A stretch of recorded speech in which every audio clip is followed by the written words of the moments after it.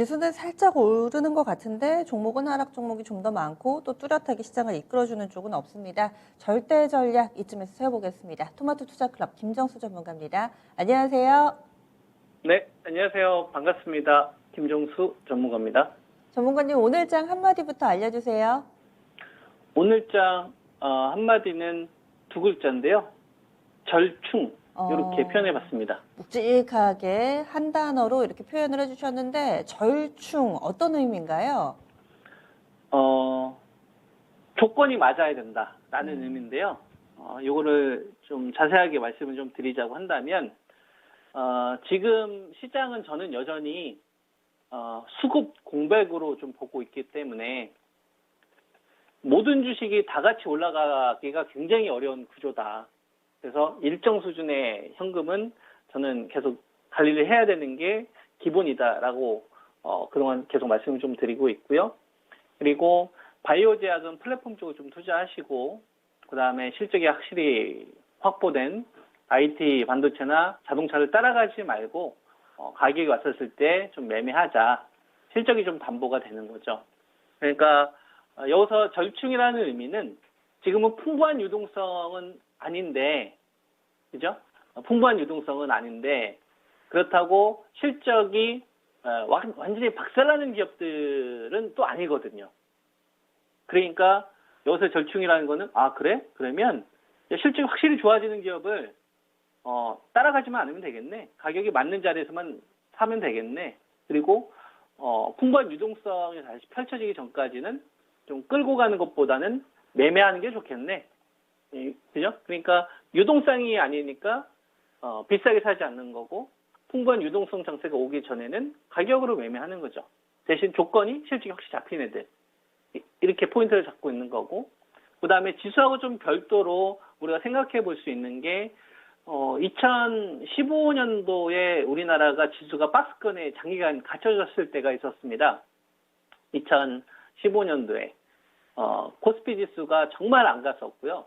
2010년도 차화정 랠리 나온 이 기간 동안에 거의 우리나라 지수는 1800대에서 한 2100, 요 사이에 장기간 지수가 갇혀져 있었거든요. 그러니까 모든 종목들을 지수로만 봤다고 한다면 다 박스권을 대응을 해야 됐겠죠. 근데 그 당시에 패러다임을 장악했었던 사회 구조적인 변화가 있었죠. 중국인들이 우리나라에 폭발적으로 오면서 중국 소비재들은 지수가 멀쩡했음에도 불구하고 박스권에 갇혔음에도 불구하고 이 대랠리가 나옵니다. 지수는 박스권인데 그러니까 그 당시에 중국 소비주들은 단순히 중국인들이 우리나라에 많이 와서 물건을 구매를 하고 이런 단순히 어떤 소비의 축, 어떤 테마 이게 아니라 사회 구조적인 변화가 나왔고 우리 실생활에 다가오면서 지수는 박스권에 갇혀져 있었지만 이 중에서 중국 소비주는 아모레 퍼시픽이나 리더스 코스메틱 같은 주식들, 한국 콜마 같은 주식들은 대사이클을 터졌거든요. 사회 구조적인 변화가 나오고 숫자가 나오고 우리 실생활에 피부로 와닿아야 됩니다. 이런 게 2015년도에 화장품에서 있었거든요. 그 당시에 화장품을 대하는 기존 사고 방식대로 그냥 박스권 대응을 했거나 중국에서 벌어진 그냥 테마로 끝났을 거야. 이렇게 생각했었으면 이 중간에 아마 다 내렸을 겁니다. 그리고 나서 이 사이클을 못 먹었겠죠. 지수를 돕고서 맨날 박스권 대응을 하려고만 했었으니까. 그죠? 그러면은 이 구조적인 변화가 2015년도에 있었고요. 2016년도에 한미 약품이 나타나면서 그 당시 이제 바이오 제약에 대한 인식도 또 바뀌었었거든요. 내수주가 아니라 이제 수출주. 전 지금이 그때랑 좀 비슷하게 생각을 해요. 바이오가. 2015년도에 중국 소비주가 지수는 갇혀서 좀 대사이클이 터졌죠. 사회 구조적인 변화가 왔고 우리 피부에 닿았단 말이에요. 사이공이라는 단어도 생기고. 지금은 코로나로 인해서 사회적인 변화가 생겼고요. 여기서 구조적인 변화가 우리 실생활에 지금 다가오고 있는 거는 코로나 백신이라고 저는 봅니다. 근데 델타 변이죠. 그죠? 근데 여기서 구조적인 변화가 나타나고 있는 게 CMO하고 이제 mRNA나 ADC 같은 이 플랫폼. 이거는 그냥 전 테마라 보고 있지 않은 거죠. 그래서 저는 이쪽을 투자하자는 말씀을 좀 드리고 있는 거고. 그리고 지금 구간에서 IT 반도체와 자동차가 사회 구조적인 변화가 이거만큼 크게 나타나고 있지는 않잖아요. 확실한 거는 우리나라 대표 산업이고 실적이 좋은 거 아닙니까? 그러니까 얘네들은 매매하자고. 이런 식으로 좀 현재 우리가 가지고 있는 시장에 대한 관점을 이런 식으로 정리를 해서 전략을 저는 가져가는 게 좋겠다라는 말씀을 좀 드리고 있는 겁니다. 네. 네. 그래서 절충이라는 의미로 그동안에도 현금 비중은 어느 정도 꼭 가져가자라고 얘기를 해주셨는데, 오늘장에서 또 강조해 주셨던 바이오 몇몇 종목군들은 슬슬 이 주가에도 반영이 나타나기 시작했습니다. 오늘장의 변화 가운데서 눈에 띄는 부분들, 그리고 또 강조해 주셨던 섹터들 어떤 위치에 좀 놓여 있는지 이런 부분들 좀 더 설명을 해주세요. 네. 바이오 제약 쪽은 저는 신약 개발하는 업체들보다는 플랫폼 쪽으로 여러분들이 좀 승부를 봐야 된다라는 말씀을 계속적으로 드리고 있고, 그리고 위탁 관련된 업체 가운데 삼성 바이오로직스, 얘가 시총 1위잖아요. 그 다음에 시총 2위가 셀트리온이에요. 그리고 시총 3위가 SK 바이오 사이언스죠. 그래서 보면은 바이오 이 CMO 업체들이 지금 움직임이 나오면 이건 주목을 좀 해야 됩니다.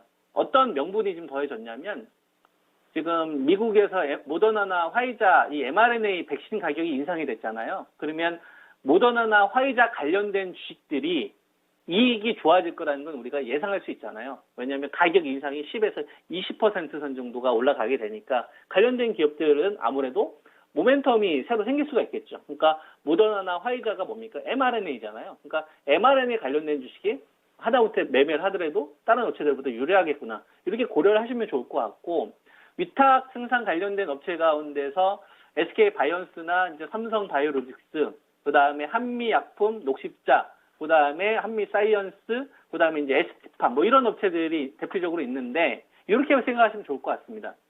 지금 영국 쪽에서 다음 달부터 부스터샷 들어갑니다. 그러니까 백신을 2번 맞은 사람이 한 번 더 맞는 거죠. 그럼 생산량이 어떻게 될까요? 늘어나게 되겠죠.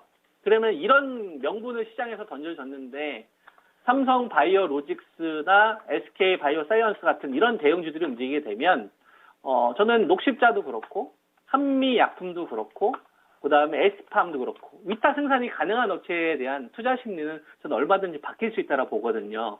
그래서 이런 게 확산이 되게 되면 돈을 쏘는 주체들이 이제 움직이기 시작을 했구나.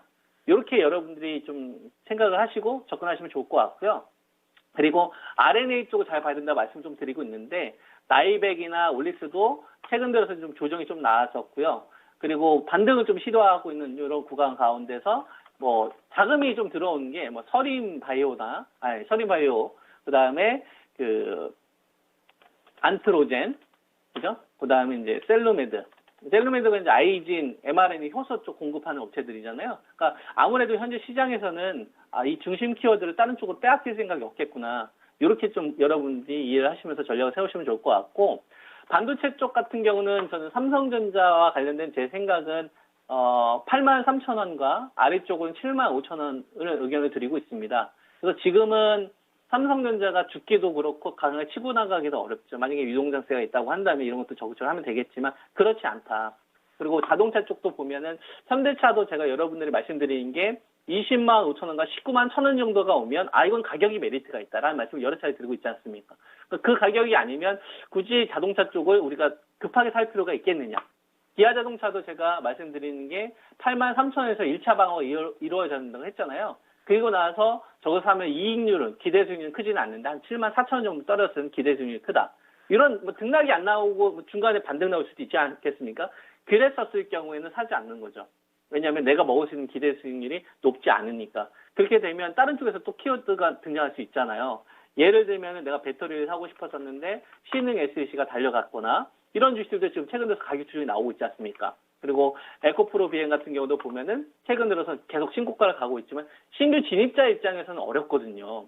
그러면 내가 따라가든지 손절가를 짧게 잡고 따라가든지 아니면 가격 조정이 나올 때까지 기다리든지 이거 둘 중에 하나 선택을 해야 되는 건데 지금 신장 자체가 사이즈가 커지는 구간이 아니니까 현금을 가지고 있는 사람들도 사고 싶으면 가격 조정이 얼마든지 나와야 된다 이겁니다. 이런 건 저는 23만 원대, 24만 원대까지 조정 기다려야 된다 보고 있고요. 다만 반도체 쪽은 물건들이 많이 보입니다. 제가 유진테크를 참 많이 이야기해드리고 있는데 유진테크 같은 경우도 제가 여러분들한테 42,300원인가 400원에 추천드리고 나서 한 49,000원대까지 갔었잖아요. 제가 그리고 나서 다시 한 45,500원 기다려보자고 했지 않습니까? 이런 자리가 오고 있잖아요. 그래서 이번 주에 또 조정이 나오면 이건 좀 공략 하다가 보고 있고요. 그 다음에 SK 머티리얼즈 같은 경우도 반도체지만 사실 배터리 소재 관련된 부분이 더해지면서 솔브레인이나 동진 세미캠이나 케이스텍 이런 업체들보다 랠리가 더 나온 거거든요. 그러니까 더 갈만한 이유가 있었던 주식이 가격 조정이 나오면 이런 것도 다시 전 공략해야 된다. 그러니까 어느 것 하나 따라갈 필요 굳이 없다. 가격 조정이 나온 것들만 그 섹터에서 베스트 되는 애들만 딱딱 공략을 하는 겁니다. 그런 식으로 가는 게 지금 차라리 현명하지 않을까? 이런 말씀 좀 드리겠습니다. 네, 알겠습니다. 강조해 주셨던 섹터들, 제약바이오 섹터, 그리고 또 반도체 관련주들 요즘 반응이 꽤 잘 나오고 있는데요. 말씀해 주신 부분 참고해서 또 대응 전략 세워보도록 하겠습니다. 고맙습니다. 예, 성공 투자해주셔서 감사합니다. 네, 토마토 투자클럽의 김정수 전문가입니다.